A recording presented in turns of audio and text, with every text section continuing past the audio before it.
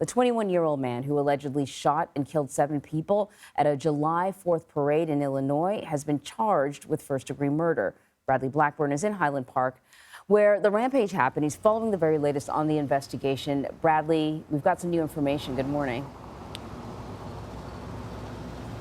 Anne-Marie, good morning. We are learning more today about the 7 people who lost their lives during the attack here and the young man who is accused of gunning them down during a 4th of July parade could spend the rest of his life in prison.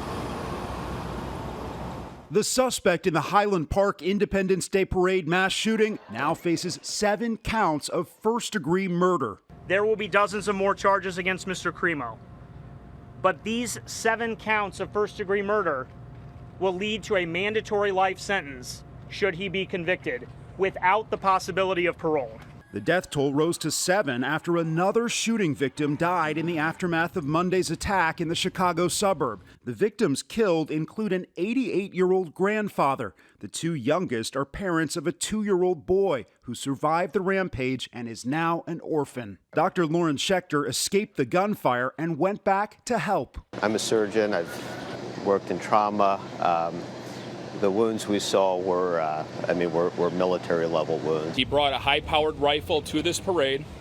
He accessed the roof of a business via a fire escape ladder and began opening fire. Police say the suspect initially avoided being caught by dressing in women's clothing and blending into the panicked crowd. When I was down on the ground, the guy next to me looked like his leg was shot off, and the woman in front of him was completely covered with blood. And when I saw that, I'm like, you just need to get up and run. According to police, authorities were called to the suspect's home twice in 2019 for threats of violence and suicide.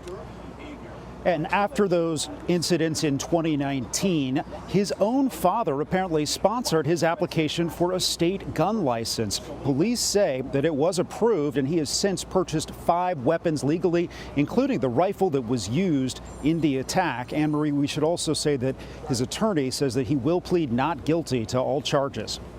Okay, so we are learning more information about him, but are we learning a motive? You know, you point out what you just talked about with his dad. We know that there was an incident where his family was sort of concerned about him. Any light shed on why he would have done something like this? Well, officially, Anne-Marie, police say that they are still working to determine what the motive was in this case. But one thing that they are certainly looking at is his lengthy online history. This happens so often in these mass shootings that we cover. And in this case, they believe that Cremo posted often violent videos glorifying gun violence, made thousands of posts to message boards about weapons. And Anne-Marie, in some of those videos, he said things like this was his destiny. They are looking at language like that, trying to determine what his motive was here.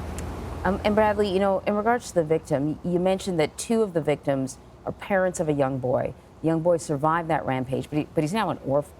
You know, what more do we know about his parents or any of the other victims?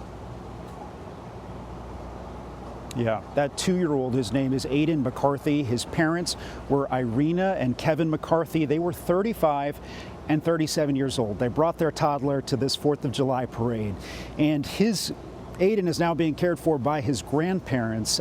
He was reunited with them after strangers found him here in the aftermath of the shooting. And this part of the story, Anne-Marie, has touched so many people already. Some $2 million have been raised online to try to care for Aiden, but his parents, again, are 2 of the 7 people who lost their lives here. Yeah, well, it's obviously not going to replace losing your parents, but at least it is something to help out. Bradley, it's just tragedy upon tragedy. Thank you so much.